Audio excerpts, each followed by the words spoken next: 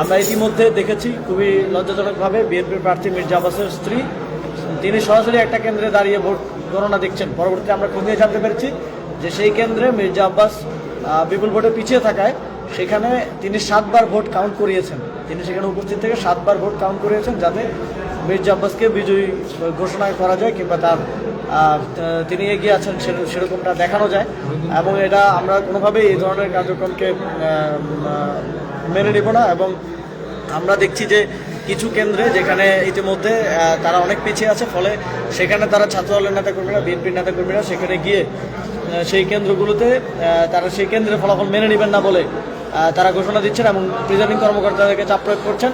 আমরা এও অভিযোগ পেয়েছি যে প্রিজাইডিং কর্মকর্তারা সিদ্ধান্ত নিয়ে এবং ইসির মৌখিক আদেশে তারা মার্কার বক্সের বাইরে যে ভোটগুলো পড়েছে, যেগুলো সাধারণত ডিফল্ট ভোট হওয়ার কথা এবং ফল্ট ভোট হিসেবে সেগুলো বাদ পড়ার কথা, সেগুলো তারা এক ধরনের মৌখিক নির্দেশে বিএনপির পক্ষে ধানের শীষের পক্ষে তারা কাউন্ট করছেন।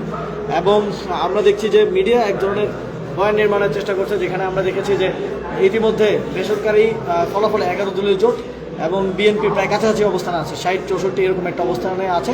সেখানে মিডিয়াতে দেখানো হচ্ছে যে বিএনপি 30টা, জামাত 5টা, এনসিপি 1টা, অথচ ইতিমধ্যে বেসরকারিভাবে এনসিপি 5টা আসনে জয়লাভ করেছে। সুতরাং আমরা দেখতে পাচ্ছি পুরো ইকোসিস্টেমের একটা আন্ডারস্ট্যান্ডিংয়ের মধ্য দিয়ে ফলাফলকে প্রভাবিত করার, ফলাফলকে রিগিং করার এক ধরনের চেষ্টা হচ্ছে। তারা যেহেতু ভোট কেন্দ্র দখল করতে পারেনি, ভোট রিগিং করতে পারেনি, এখন তারা ফলাফল প্রভাবিত করার মাধ্যমে নির্বাচনে জয়ী হওয়ার এক ধরনের চেষ্টা চালাচ্ছে।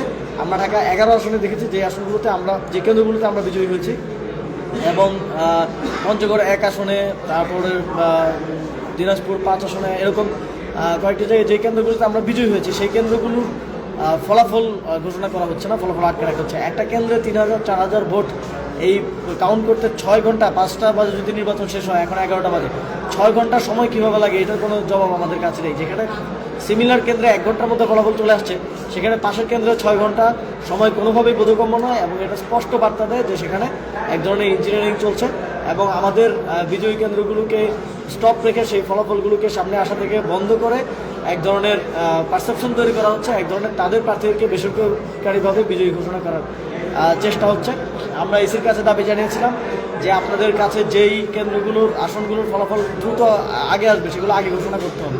কিন্তু আমরা দেখছি যে তারা বেসরকারিভাবে 11 দলীয় জোটের বিজয়ী আসনগুলো ঘোষণা না করে বরং বিএনপির বিজয়ী আসনগুলো আগে ঘোষণা করছেন এবং নাম্বার নিউমেরিক্যালি বিএনপিকে বেশি দেখানোর একটা চেষ্টা করছেন। আমরা শঙ্কা করছি যে ঢাকা 8 আসন, ঢাকা 11 আসন, পঞ্চগড় 1 আসন, কুড়িগ্রাম 2 আসন, নোয়াখালী 2 আসন, দিনাজপুর 5 আসন, এরকম আমাদের 7-8টি আসনে ফলাফল প্রভাবিত করার, ফলাফল রিগিং করার চেষ্টা চলছে।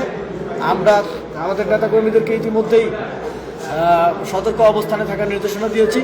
যদি প্রয়োজন হয় আমরা যে কোনো ধরনের কঠোর সিদ্ধান্ত গ্রহণ করার দিকে যাব। আমরা বিএনপির নেতাকর্মী, ছাত্রদলের নেতাকর্মীদেরকে আহ্বান জানাতে চাই যে আপনারা কোনো কেন্দ্রে ফলাফলকে প্রভাবিত করার জন্য কেন্দ্রের বাইরে অবস্থান নেবেন না। আপনারা যদি অবস্থান নেন তাহলে অবশ্যই আমাদের 11 দলীয় জোটের নেতাকর্মীদেরকে নিয়ে আমাদেরকেও সেখানে অবস্থান নিতে হবে এবং যে কোনো ধরনের অপ্রীতিকর পরিস্থিতি ঘটতে পারে।